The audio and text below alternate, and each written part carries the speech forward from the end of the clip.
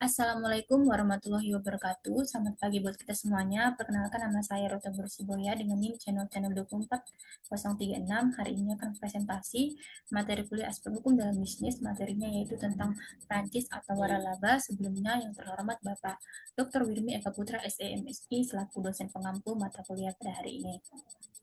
Baiklah, pertama-tama adapun daftar pembahasan kita mengenai materi ini adalah yang itu pertama untuk memahami dari definisi Prancis atau waralaba sendiri, kemudian memahami elemennya, mengetahui jenis-jenisnya, mengetahui sejarah, mengetahui terminologi, dan memahami perjanjian dari Prancis atau waralaba itu sendiri. Oke, baiklah terlebih dahulu kita harus mengetahui itu apa sih definisi dari Prancis atau waralaba.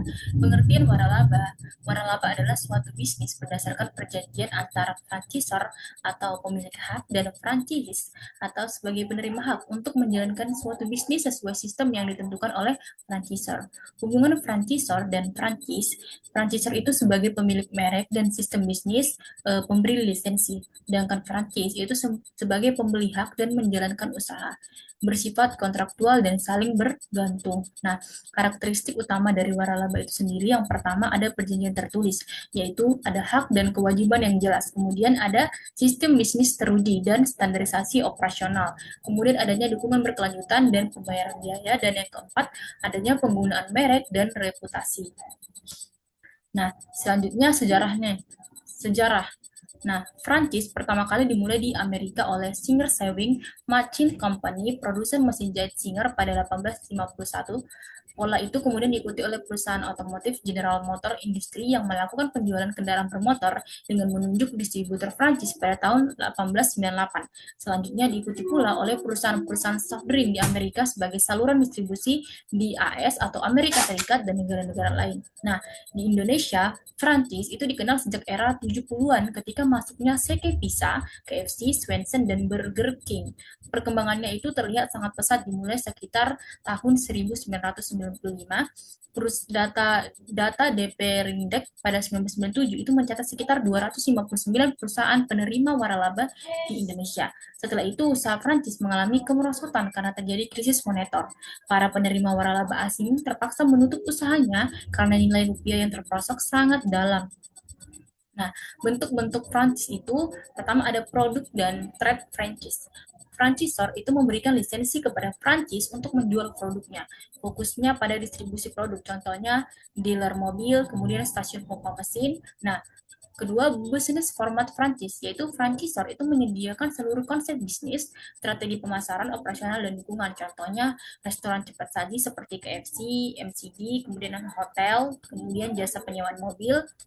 Nah, selanjutnya kita membahas tentang elemen dan terminologi Prancis. Yang pertama kita bahas peran franchisor. Sebagai di sini itu sebagai pemilik merek dan sistem bisnis, kemudian memberikan pelatihan dan dukungan, dan yang ketiga memastikan kualitas dan standar.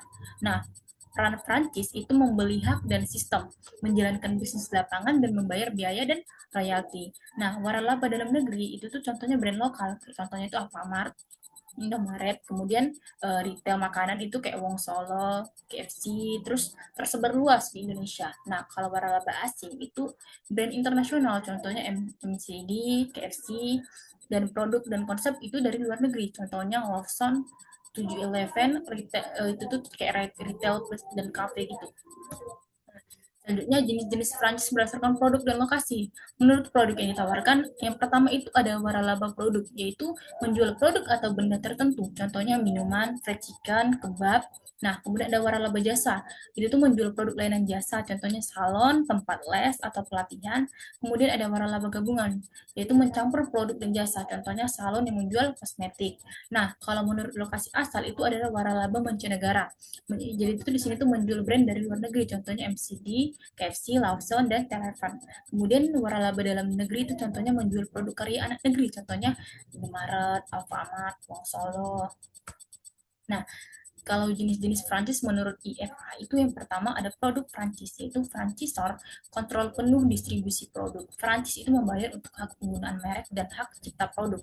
Yang kedua, manufacturing franchise, yaitu franchise memiliki hak produksi produk franchisor termasuk mengolah bahan baku dari pemilik brand. Yang ketiga, business opportunity ventures, yaitu franchise wajib membeli dan memasarkan berbagai produk dari perusahaan tertentu atau franchisor. Yang keempat, business format franchising, yaitu format menyeluruh. Prancis menyuruh produk franchisor mengikuti sistem dan cara operasional yang ditetapkan oleh franchisor. Nah, kemudian ada perjanjian Prancis. Nah, perjanjian Prancis itu ada dua jenis. Yang pertama itu lisan dan tertulis. Perjanjian tertulis adalah perjanjian yang dibuat oleh para pihak dalam bentuk tulisan, mengandalkan kesepakatan verbal. Sedangkan perjanjian lisan atau suatu perjanjian yang dibuat oleh para pihak dalam wujud lisan, cukup kesepakatan para pihak. Jadi itu didokumentasikan secara fisik untuk kepastian hukum. Nah, bentuk perjanjian tertulis itu yang pertama ada perjanjian di bawah tangan. Jadi ini itu secara tidak langsung dia itu kayak mengikat para pihak yang menandatangani saja. Jadi itu rendah. Nah, perjanjian dengan yang kedua perjanjian dengan saksi notaris. Jadi notaris itu melegalisir tanda tangan tanpa mengubah kekuatan hukum isi. Jadi itu kayak masih menengah lainnya. Kemudian yang ketiga akta notaril. Yaitu dibuat oleh notaris memiliki kekuatan hukum yang tertinggi. Nah, adapun kesimpulan pada materi hari ini yaitu waralaba atau franchise merupakan model bisnis yang terus berkembang dari sistem distribusi sederhana menjadi format bisnis yang kompleks dan terstruktur serta memiliki peran signifikan dalam perekonomian global maupun di Indonesia. Keunggulannya itu terletak pada adaptabilitas yang tinggi di berbagai sektor usaha, mulai dari produk hingga jasa. Dalam praktiknya, keberhasilan waralaba sangat bergantung pada adanya perjanjian hukum yang jelas dan mengikat sebagai fondasi utama kerjasama. Selain itu, perkembangan waralaba di Indonesia juga dipengaruhi oleh dinamika ekonomi dan kondisi lokal, sehingga pelaku usaha itu perlu mampu untuk beradaptasi terhadap perubahan agar tetap kompetitif dan berkelanjutan. Terima kasih, sekian dari saya. Dan saya sebagai pemateri hari ini mohon maaf apabila ada kata yang salah. Semoga materi kita hari ini dapat diterima oleh teman-teman semua dan kita sama-sama dapat belajar tentang hukum Prancis dan tentang Prancis dan waralaba ini. Terima kasih sebelumnya. Wabillahi taufiq wal hidayah. Wassalamualaikum warahmatullahi wabarakatuh. Selamat pagi semuanya.